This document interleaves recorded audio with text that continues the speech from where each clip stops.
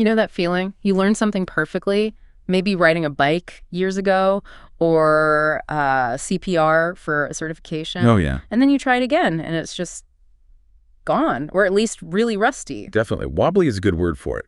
Mm-hmm. It makes you wonder, how fast do we actually lose these skills we work so hard to get? It's like a universal thing, isn't it? And often pretty frustrating. It is. And it's not just, a personal annoyance. Mm-hmm. For companies, for organizations, figuring out this skill decay thing is huge. It's about safety, efficiency, Yeah, making sure training actually sticks. exactly. Which is why today we're doing a deep dive. We're getting into the slightly humbling world of skill retention and decay. And we've got a fantastic source to guide us. It's a really groundbreaking meta-analysis. Right. This is by Tatel and Ackerman, and it's actually set for the Psychological Bulletin in, believe it or not, 2026. So really cutting edge stuff. Absolutely. Super recent. And their goal was, well, pretty ambitious, to actually put numbers on how our practical skills fade over time. To provide real benchmarks for us, for organizations. It's about understanding how those hands-on abilities diminish and what that means. Getting to the core of it. So, okay, before we jump into the decay rates and all that, let's be really clear. What kind of skills are we talking about here? Good point. The focus is very specific. It's on procedural skills, and specifically ones with a salient nonverbal motor component. Okay, salient nonverbal motor component. Break that down for us. What does that actually mean in practice? It means learned actions, things you do that result in a physical output. Ah, okay. Like the actual movements. Exactly. Think about performing CPR, the chest compressions, the breathing, that's procedural. Or riding a bike, the balance, the pedaling. Or even typing quickly on a keyboard. Precisely. It's about the performance of the task, the physical action itself. Got it. So it's not about just knowing facts. Like, I could tell you the steps of CPR from a manual. Right. That's declarative knowledge, knowing about something. But that's different from actually being able to do it correctly, efficiently, maybe under pressure. Exactly. And that distinction is crucial. This research zeroes in purely on the doing, the motor performance. Which makes sense, because you could know all the theory but still fumble the execution if the skill itself has decayed. Precisely. And historically, research sometimes mixed these up, the knowing and the doing.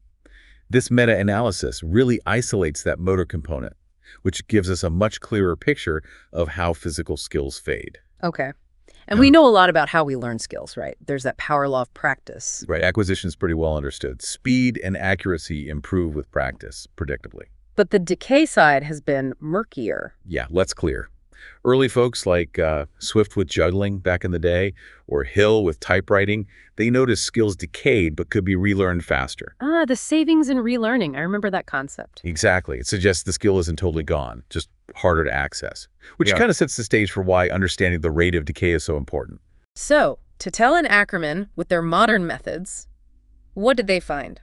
How fast do these procedural skills actually slip away? Let's get to the numbers. Okay, so they use this metric, standard deviation units per month, which I know sounds a bit technical. Yeah, maybe unpack that a bit. Think of it like this. Imagine a bell curve of performance for a skill. Most people are near the average. A standard deviation is a measure of how spread out everyone is from that average. Okay. So losing one standard deviation unit means your performance has dropped quite a bit relative to that initial group, or your own peak performance. You've moved significantly down the curve, maybe from expert to just competent. Right, a noticeable drop in proficiency. So what did the numbers show? Well, they broke it down. For skills where accuracy is key.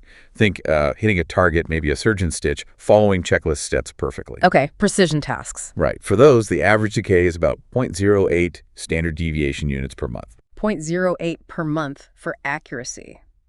What about speed, like how fast you type or assemble something? Or maybe skills that need both speed and accuracy? For pure speed, or for mixed skills, it was a little slower, around 0.06 standard deviation units per month. Okay, 0.08 for accuracy, 0.06 for speed or mixed. How does that translate into like real-world timeframes? When would you expect to see that full standard deviation drop? Good question. Based on their analysis, for those accuracy-based skills, you'd lose about one full standard deviation unit after roughly 10 months. 10 months, less than a year. Wow. For something like a medical procedure, that could be concerning? It could mean going from highly precise to just adequate, maybe making small errors you wouldn't have made before. Okay, and for the speed-based or mixed skills? For speed, it takes a bit longer, about 14 months on average, to lose that standard deviation unit. 14 months. But for the mixed skills needing both speed and accuracy, it was actually faster, around 7 months. 7 months. That feels really quick for skills needing both. So you learn something complex, and in just over half a year, your proficiency could drop significantly if you don't use it. It highlights how vulnerable those combined skills can be. And what about losing the actual gains you made during learning? Like, how much of that initial effort disappears? Yeah, that's another way to look at it. For accuracy-based skills, you lose about half of what you initially gained after only 6.5 months of not using the skill much or at all. Whoa, half gone in 6.5 months. Yeah, it really underscores the need for maintenance. And for speed and mixed skills? For speed-based, it takes longer to lose half the gains, about 13 months. And for mixed skills, it's around 11 months to lose half. Interesting how those differ. Speed seems a bit more resilient in terms of losing gains compared to accuracy. It does seem that way based on these averages. So why does this happen? You mentioned theories earlier, trace decay and interference. Right. Trace decay is the idea that the memory trace, the neural pathway for the skill, just kind of fades if you don't use it, like a path getting overgrown. Okay. Interference is more like learning new things gets in the way of remembering the old stuff, like new passwords making you forget old ones. And for these physical procedural skills, which one seems more likely? Well, the authors suggest that for many of these motor skills, trace decay might be a bigger factor. A lot of these stats are pretty unique. There isn't always a lot of overlap with other things you learn that would cause interference. Ah, so it's less about new stuff crowding out the old and more about the skills pathway just weakening from disuse. That seems to be a plausible explanation for many procedural skills, yeah. Yeah. The physical blueprint just fades without reinforcement. Okay, so the numbers show skills fade, potentially quite fast, but it's not the same for everyone or every skill, is it? What things change the rate of decay? The moderators. Exactly. Time isn't the only factor. Yeah. One big finding was about real-world versus lab tasks. Skills learned and performed in real-world settings, think medical stuff, sports, driving, military tasks. Those tended to be retained better than artificial tasks done in a lab, like, maze puzzles or tracking exercises. That makes sense. Maybe you're more motivated, the practice is more realistic, it sticks better. That's the thinking. More engagement, more relevance seems to help lock it in. Interesting. What else? Something a bit counterintuitive. Task complexity. Oh, you'd think complex skills would fade faster. You might think so, but the analysis suggested that more complex tasks, especially those with lots of distinct steps or components, might actually be retained better. Really? Why would that be?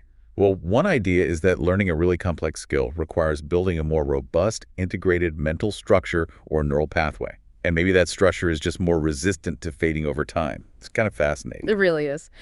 Okay, what about practice? Does getting a chance to do the skill occasionally help? Hugely. This is probably one of the most actionable takeaways. Intervening performance opportunities, just having chances to do the task, even briefly, during that time you're not using it, significantly slows down skill loss. Ah, so even a little bit helps. Yes, especially for accuracy. Think of, like, a pilot getting some simulator time between flights, or even just taking a refresher quiz or a quick practice run. So that little bit of engagement keeps the pathways active. Exactly. It suggests you don't necessarily need full-on retraining constantly. Even brief, periodic exposure can make a real difference in keeping the rust off. That's really useful. Did anything not seem to make a big difference? Well, things like whether a task was open loop or closed loop, basically, how much you adjust based on feedback, mid-task didn't show a strong, consistent effect on decay rate in this analysis. Same for some specific physical demands, like needing fine dexterity versus gross body movement. The evidence wasn't as clear for those factors. Got it. So let's bring this home. What does this mean for, us, for the listener? Well, first, just the awareness. If you learn a new hands-on skill, could be anything, playing guitar, knitting, a work procedure, know that it will fade without use. It's not you. It's how memory works. Right. Don't beat yourself up if you get rusty. Exactly. And knowing that decay happens, and roughly how fast, you can be more strategic. Like planning to revisit skills you want to keep sharp. That guitar example you mentioned. Maybe picking it up for 10 minutes every few weeks is better than waiting a year and finding you've forgotten everything. Precisely. That brief exposure, that intervening opportunity, can really slow the decline based on what Tatel and Ackerman found. Don't wait until it feels completely gone. And for organizations, this research seems like gold. Absolutely. These aren't just vague ideas anymore, they're quantified benchmarks. A hospital could estimate, okay, our nurse's IV insertion accuracy might drop significantly after X months. We need a refresher then. It allows for smarter training schedules. Maximize that initial investment by planning for maintenance. Exactly. Ensure people stay proficient, keep standards high, improve safety and efficiency. Makes total sense. But like all research, there are limits, right? What did the authors say needs more work? Definitely. They pointed out the need for more long-term studies. A lot of research only looks at decay over weeks or months, maybe up to 2 years. We need more data on what happens over longer periods. And how people relearn things. Yes, relearning is another area. How quickly do skills come back? What's the best way to refresh them? And, of course, these are average decay rates. Individuals will vary. Sure, some people might retain things longer than others, but these averages give us a really valuable starting point. A very valuable one. Okay, this has been fascinating. So, to leave our listeners with something to chew on, given how quickly these hands-on skills can fade, what's one skill you have, something procedural that maybe needs dusting off? Yeah. Think about it. Yeah. Is there something you learned that you might need again someday that could use even just a brief moment of practice to keep it from decaying completely? Something to actively manage in your own skill portfolio.